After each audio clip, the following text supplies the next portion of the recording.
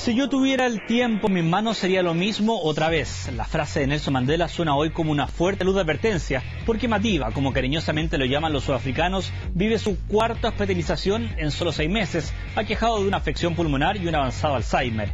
Y precisamente esta última enfermedad probablemente no lo deja darse cuenta de una Sudáfrica aún llena de problemas. El 30% de la pobreza se combina con el poco oneroso título de estar entre los países más desiguales del mundo. Un ejemplo, la última imagen pública de Mandela es esta. Hace algunas semanas, acompañado de líderes de su partido, se pretendía calmar un país diciendo que su Madiba estaba bien, pero pocos repararon en eso. Más noticias hicieron las ganas de los políticos para usar su imagen. Dejen tranquilo Madiba, publicó un periódico. Otro habló de la suerte de que, en este caso, ya no pueda entenderlo.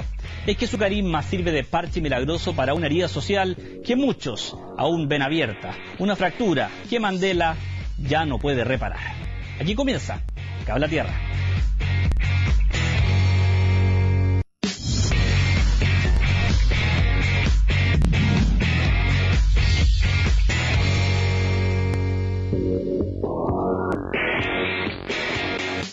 Hola, ¿qué tal? ¿Cómo están? Bienvenidos a Cable a Tierra para hablar de Sudáfrica, como ya lo decíamos en la introducción, y de Nelson Mandela, que tuvo en vilo a la prensa mundial durante toda esta semana por su estado de salud. Gracias a Dios se sigue recuperando en el hospital. Vamos a ver cómo termina esa historia. Pero más allá de la salud del expresidente sudafricano, nos interesa analizar su legado y cómo está esta Sudáfrica hoy día y qué resabios quedan de lo que fue la época del apartheid. Para eso nos acompaña Marcela Ríos. Bienvenida a Cable a Tierra. Yo les cuento en todo caso que ella es cientista política, PhD de la Universidad de Wisconsin. Gracias por estar junto a nosotros. Nada, gracias. Jaime Baeza nos acompaña por allá también, el PhD de la Universidad de Essex de Reino Unido, y además trabaja en el Instituto de Asuntos Públicos de la Universidad de Chile. Bienvenido acá a la Tierra. Muchas gracias por la invitación. Bueno, la idea es hablar de Sudáfrica, pero vamos a partir con Mandela, que a la gente le suena muy cercano. ¿Cómo será recordada la figura de Nelson Mandela, más allá de que todavía está vivo en todo caso? Pero ¿cómo es recordado? Porque pareciera que en Sudáfrica todos quieren asociarse de alguna forma a una figura de Nelson Mandela.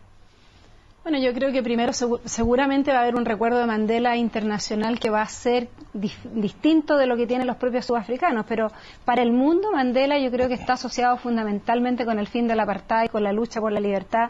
Yo diría que es uno de los grandes líderes políticos del siglo XX, quizás uno de los más importantes del sur, digamos, del mundo. En ese sentido es como representativo de una época también de lo que fueron las luchas por liberación nacional africana. Entonces es alguien que a nivel internacional es transversalmente apreciado, yo diría tanto de la gente como de izquierda y de derecha a nivel mundial lo aprecian, y en Sudáfrica, independientemente de los detractores y de los matices, también va a ser reconocido como el padre de la nueva Sudáfrica. Es fácil ahora decir lo reconocido que es Mandela, pero saben ustedes que, por ejemplo, Margaret Thatcher en su momento dijo que el CNA, que es el partido al cual pertenecía Nelson Mandela, era la típica asociación terrorista. Sí. Jaime. A ver, en esa lógica, yo más que dedicarme a la política africana me dedico a las relaciones internacionales, y en ese contexto Mandela también es una forma de figura en el fin de la Guerra Fría. Él es liberado a principios de 1990, también en función de una lógica, un cambio de paradigma que había sobre lo que era la lucha contra el apartheid. ¿Por qué Margaret Thatcher dice que es una organización terrorista? Porque en los años 60 la organización... Era visto como comunista. Bueno, lo que pasa es que el Congreso Nacional Africano pertenece al interior del Congreso Nacional Africano y con mucha fuerza al Partido Comunista Sudafricano, que no es un partido de gente de color negro, sino más bien gente blanca, vinculada al Congreso Nacional Africano, pero por la vía del comunismo, y tiene una visión de un partido muy prosoviético, con acciones militares en los años sobre todo 60. En ese contexto es que Margaret Thatcher mantiene esta postura durante los años 80, pero la propia Thatcher la que después cambia su visión de Mandela. Ahora, de hecho, hay una estatua en Londres en honor a él, ¿no? Frente al alto comisionado sudafricano en pleno centro de Londres, así que no podríamos decir que... Pero no le queremos echar solo la culpa a Londres, vamos a decir que en Estados Unidos también, por ejemplo, de regalo de cumpleaños de 90 de Mandela, se dijo que ya iba a ser sacado de la lista de potenciales terroristas en Estados Unidos, se estoy hablando, y hace pocos años, 2008, está a la vuelta de la esquina. Sí.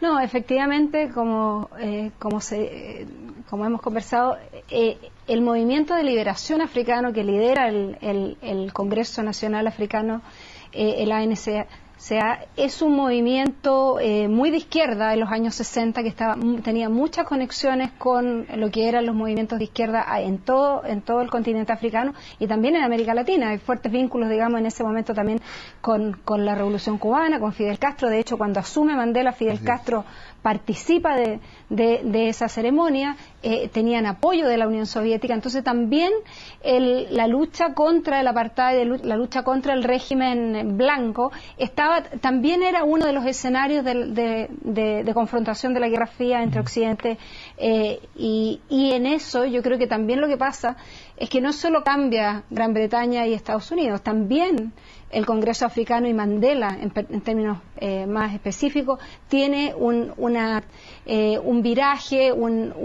hacen una trayectoria política de lo que fue su origen en los años 60 y 70 a lo que es el partido cuando asumen finalmente el gobierno en 1990 y lo que es hoy día, digamos. Sigue siendo un partido, ha sido durante estas 2 décadas un partido de centro-izquierda, al igual que Mandela, pero ya no es un partido revolucionario en el sentido sesentero, digamos, del concepto. Ahora, Sudáfrica tuvo varias sanciones también internacionales, pero al principio no, y al principio Sudáfrica era reconocido como país porque le ponía un atajo al comunismo, para hacer una cosa bien que la gente entienda. Era lo que presentaba Mandela era un movimiento de izquierda, terrorista, entonces había que poner el atajo en un contexto de Guerra Fría. Claro, eso es importante. Por supuesto, pero había elementos contradictorios también, porque el sucesor del presidente Mandela, Thabo Mbeki, es un tipo que está preso en los años 60 y después se va al exilio. ¿A dónde?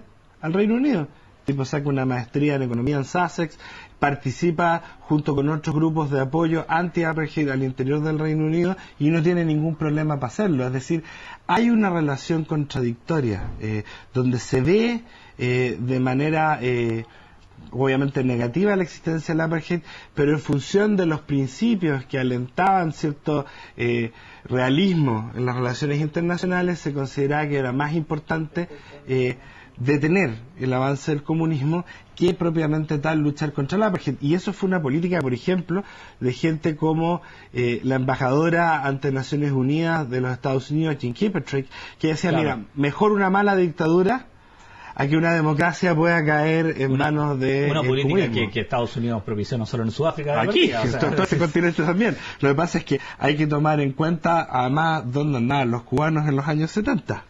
Claro, pero más allá de eso, Angola, claro, al lado. Pero más allá de eso, incluso pareciera que lo que realmente lo transforma en un mito como es hoy es lo que pasa después del apartheid y cómo él es capaz de reconciliar a un país, o vamos a ver si lo reconcilio tanto, pero intentar reconciliar y llevar toda esta transición de forma pacífica. Es ahí donde tenemos que encontrar el legado de Mandela, ¿cierto? Yo creo que sí. O sea, una de las cosas que hace conectarse, yo creo que a la gente en todo el mundo con la figura de Mandela es el que él personifica en la opresión, digamos, racial. Recordemos que él estuvo preso 27 años, condenado a cadena perpetua, digamos. No mostró rencores. No mostró rencores. Durante su encarcelamiento se transformó en una figura simbólica para el movimiento de liberación.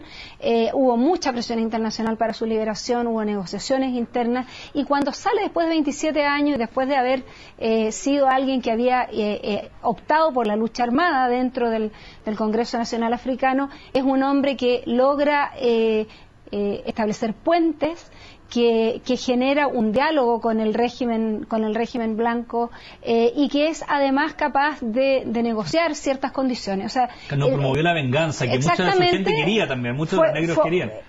Yo creo que por eso me parece a mí que su figura va a trascender la historia y va a seguir siendo uno de los grandes liderazgos políticos en el mundo, porque es de esos liderazgos que es capaz de conciliar un relato, un conjunto de principios, de valores, de ideales, y conectar esos ideales con su pueblo, con la ciudadanía, pero al mismo tiempo hacer política de manera efectiva, mirar en el mediano y largo plazo cuáles eran los intereses más colectivos del pueblo africano y no solo, digamos, la mirada pequeña de en ese momento. Yo creo que eso, claro, lo que él logra hacer en ese momento es, yo creo que parte importante de lo que hoy día constituye su figura a nivel mundial. ¿Fueron sus discursos quizás, que por ejemplo ahí veíamos en la pantalla atrás Mandela hablando, lo que más se recurre a sus palabras como de perdón, casi ni siquiera decir perdón, de simplemente mirar hacia adelante y no mirar para atrás? Es visto como ejemplo en el mundo de cómo evitar una guerra civil que en ese minuto era inminente. Ahora, yo creo que hay dos niveles también, porque podemos poner a Mandela como un gurú espiritual, y Mandela era un político. Mandela ya en la cárcel... ¿Y qué se notaba, por ejemplo? Por ejemplo, el propio año 85, por ejemplo, todavía no estaba Frederick de Klerk, estaba Peter Botha. Exacto. Y se le ofrece negociar. Y él dice, ¿no? Él dice que no, sí, claro. Porque el tipo está haciendo un gallito político, el tipo era muy hábil. Que no quería salir en las condiciones que le ofrecían, por supuesto. Por supuesto, y el tipo era muy hábil y además sabía leer muy bien la realidad internacional. Porque él, a medida también que vio que había un progreso en el tema de los derechos civiles en países como Estados Unidos, que incluso a finales de los 80 el propio presidente Reagan envía un embajador de color a Sudáfrica, un poco mandando también el mensaje, ¿no? Que podría ser leído vis a vis, como cuando Chile mandó a Harry Barnes, claro, durante los años 80, que en mitad de una administración republicana envían a un tipo que está comprometido con los derechos humanos en Chile. Es decir, también Mandela era un político. Evidentemente, como político era muy buen orador. Y claro, ha sido un poco llevado al lugar común toda esta relación por la película, con lo del rugby, etcétera, pero hay elementos que tienen que ver con manejo político, que él fue capaz de negociar con Frederick de Klerk y con el Partido Nacional, y también fuera de Sudáfrica, que importa mucho. Jaime, Marcela, los invito a ver una nota que habla un poco de lo que fue esta transición, del minuto en que Mandela llega a la presidencia de la República, cuando la deja, y cómo podemos conectar un poco la Sudáfrica de hoy. La nota es de Pablo Cuellar, invitemos a revisarla.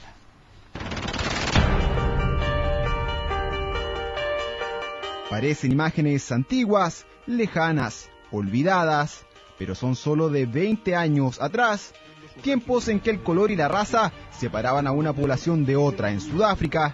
Casi 80 años en que una pequeña porción de blancos dirigía un país lleno de negros. The sun shall never set on so glorious a human achievement. Let freedom reign. El fin de la Guerra Fría, los problemas económicos y una efervescencia social provocaron el cambio en Sudáfrica. La llamada segregación del apartheid fue derogada de toda ley y ya en 1994 apareció el primer presidente negro de toda la historia, Nelson Mandela. We must therefore act together as a united people. Hoy muchos dicen que Sudáfrica sonríe. En comparación a sus vecinos parece un país desarrollado, edificios, autopistas, tecnología, incluso capaces de albergar el último mundial de fútbol. Aunque las cifras hacen crecer las dudas, un 30% de la población es considerada pobre y un 20% del total no tiene trabajo. Para algunos analistas, el fin del apartheid creó uno nuevo. Nunca estaremos integrados con los blancos. Es solo en el lugar de trabajo donde las personas negras se integrarán con los blancos. Mi vida no ha cambiado. Todavía sigo sufriendo. A 30 kilómetros de la capital ejecutiva, Pretoria, se encuentra Kleinfontein, un enclave privado exclusivo para afrikaners, los blancos sudafricanos eminentemente de sangre holandesa. No nos sentimos bienvenidos en la nueva Sudáfrica, así que lo único que pedimos es un poco de independencia. Él es Robert, director de una empresa de informática en Sudáfrica. Él se benefició con la ley actual, esa que obliga a que negros ocupen cargos altos en las empresas. Es muy bueno que existan estas oportunidades y para que nosotros le demos oportunidades a otros.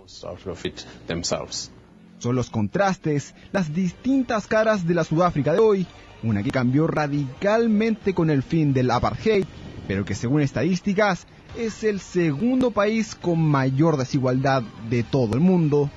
Pablo Cuellar, CNN Chile. ¿Cuáles son las contradicciones de esta Sudáfrica post-Mandela? ¿Cuál es la economía? ¿Y qué finalmente va a pasar cuando Mandela nos deje algún día? Lo vemos después de la pausa, lo conversamos en Cable a Tierra.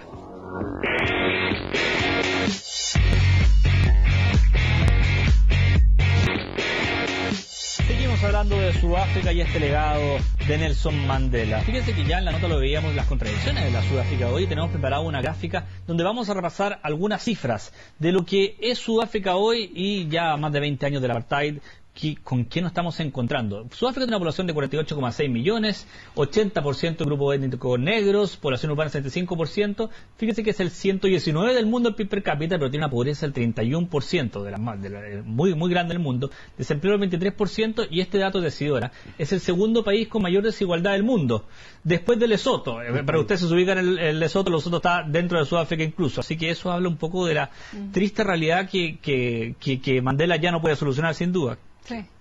Bueno, yo creo que efectivamente las cifras muestran que todavía Sudáfrica tiene los problemas estructurales de desigualdad que también hereda del apartheid, de lo que era un sistema absolutamente de división y desigualdad institucionalizada, como era el sistema de apartheid, donde era una verdadera sociedad de castas, de estamentos.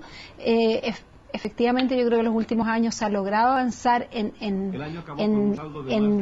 debilitar un poco esas divisiones y esas diferenciaciones, pero claramente vemos que todavía se mantienen. Ahora, yo creo que también sería interesante contrastar esos datos, por ejemplo, con la situación de Brasil o de Estados Unidos, que son países que tienen muchísimo más tiempo de políticas de integración y donde tú también ves desigualdad de democracia verdadera, de democracias verdaderas que funcionan bastante mejor, y que sin embargo no han logrado. Incluso en Estados Unidos las desigualdades socioeconómicas entre blancos y negros son brutales, digamos, en términos de acceso al poder, en términos de acceso a derechos sociales. Entonces, acá hay temas que son muy profundos que no se logran resolver en pocas administraciones, pero también hay una debilidad, y ahí hay fuertes críticas, digamos, de distintos actores, que los gobiernos del Congreso africano no han logrado avanzar, han logrado disminuir la pobreza, han logrado algunas políticas de integración, han logrado mantener los niveles de desarrollo económico, porque Sudáfrica no ha vivido crisis de estancamiento, pero eso no ha redundado en enfrentar la desigualdad. Han sido varios los gobiernos del Congreso Nacional Africano, que es el partido principal que agrupa en el fondo el movimiento del cual era perteneciente Mandela. Le vamos a echar la culpa, esto como en Chile, como en todas partes del mundo, le vamos a echar la culpa al Congreso Nacional Africano o al gobierno anterior, en este caso el de los blancos. Mitad y mitad. Responde igual que Chile. Obvio. Súmale a la lista la delincuencia. Johannesburgo es un paraíso de la delincuencia, eso lo sabe todo el mundo. Mitad y mitad, porque se me puede acusar de que me gustan las cosas a la medida de lo posible, lo que es verdad muchas veces, pero lo importante aquí es entender de que el Congreso Nacional Africano no es un partido monolítico, no es un partido de una única visión sobre lo que hay que hacer en Sudáfrica. Gobernaron una coalición con el Partido Nacional, acuérdense que el vicepresidente Mandela era el propio Frederick de Klerk. Exacto. Y donde han tenido que lidiar con conflictos étnicos entre los mismos grupos que integran el Congreso Nacional Africano, donde no todos son iguales, donde las políticas públicas no han sido desarrolladas para todos iguales. Sumamente importante, perdón que interrumpa un segundo lo que está diciendo, solamente para complementar. Se hablan 11 idiomas en Sudáfrica, se habla de blancos y negros, y tenemos los zulúes, los xhosa y un montón de tribus distintas. Exacto. Y además grupos... Y los hindúes, digamos. Los hindúes, sin ni siquiera entrar, claro. Sin entrar a los otros grupos minoritarios de portugueses, por ejemplo, etcétera, etcétera.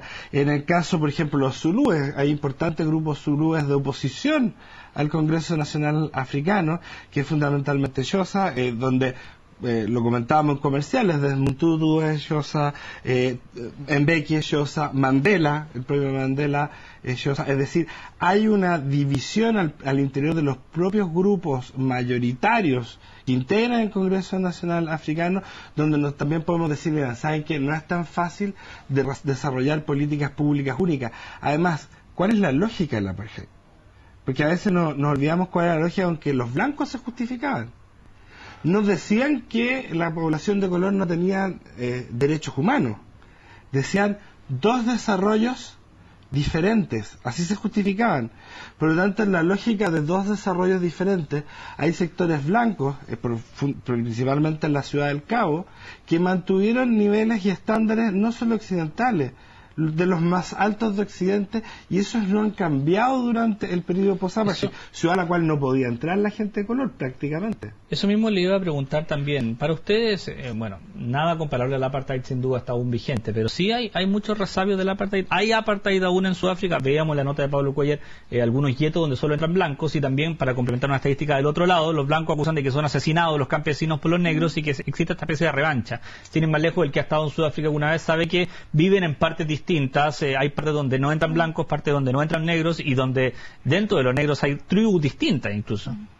Bueno, yo creo que nosotros también desde América Latina tenemos una experiencia histórica que sabemos que estas clivajes raciales y étnicos son los más difíciles de transformar culturalmente, políticamente. En América Latina también. No se casan entre ellos, por ejemplo, claro, también. La población afrodescendiente en la mayoría de los países nuestros, y la población indígena también está segregada y existe desigualdad. Entonces, estos temas de segregación racial, insisto, yo creo que el ejemplo de Estados Unidos es muy relevante para entender cómo tú, sin un Estado, unas políticas públicas permanentes, con un Estado que está preocupado de estos temas, pero incluso en una democracia que funciona bien, o donde hubiera un Estado que está interviniendo para avanzar en la igualdad en derechos sociales y económicos, las relaciones raciales y las relaciones entre grupos étnicos que vienen de historias tradicionalmente, digamos, de exclusión y de opresión, digamos, no se revierten solo con políticas públicas. Ahí hay también procesos culturales, procesos políticos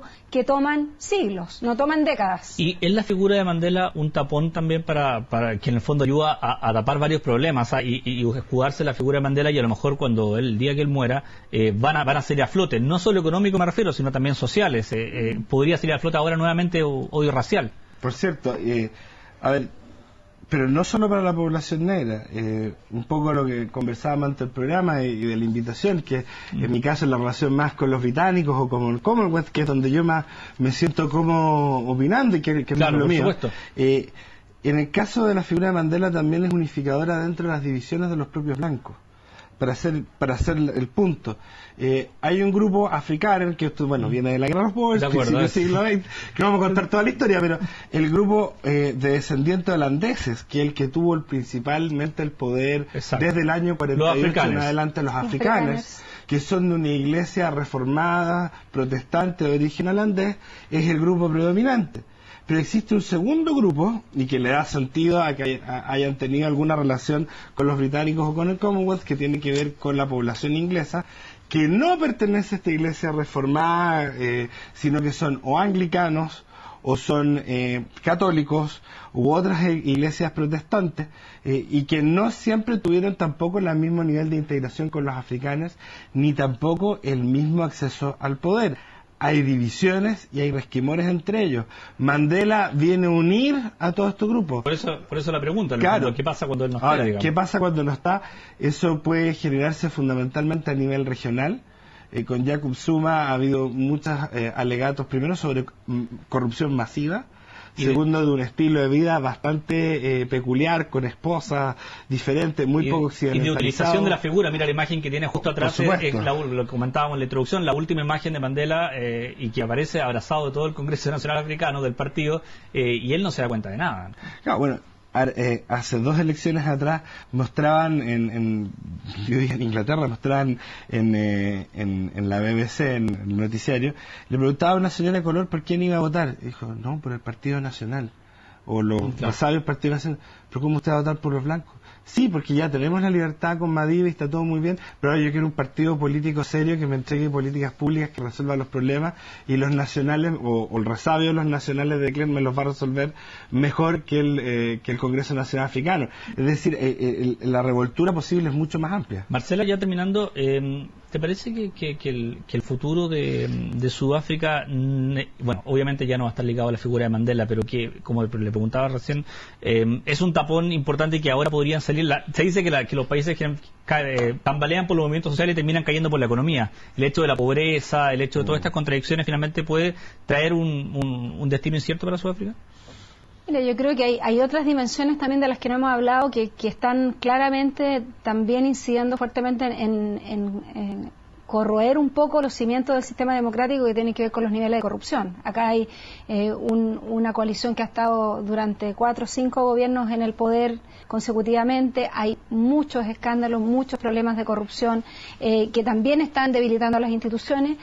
Yo creo que la salida de Mandela de la esfera pública ocurrió hace muchos años atrás. Él lleva mucho tiempo jubilado, fuera del debate público. Pero el hecho de nombrar su figura él sigue siendo una figura simbólicamente muy importante. Yo no creo que cuando finalmente ya no esté necesariamente se va a producir un problema inmediato, pero sí creo que tenemos un conjunto de factores que en Sudáfrica hacen que la democracia no esté tranquila, no esté asegurada. Yo creo que efectivamente hay problemas, la desigualdad, la estabilidad. No sabemos si en algún momento Sudáfrica va a poder dar el paso de tener una alternancia en el poder, digamos, porque desde que se funda el nuevo sistema democrático está la misma coalición, el mismo partido en el poder. Entonces, también, si esto llega a ocurrir, no sabemos si puede producir mucha inestabilidad.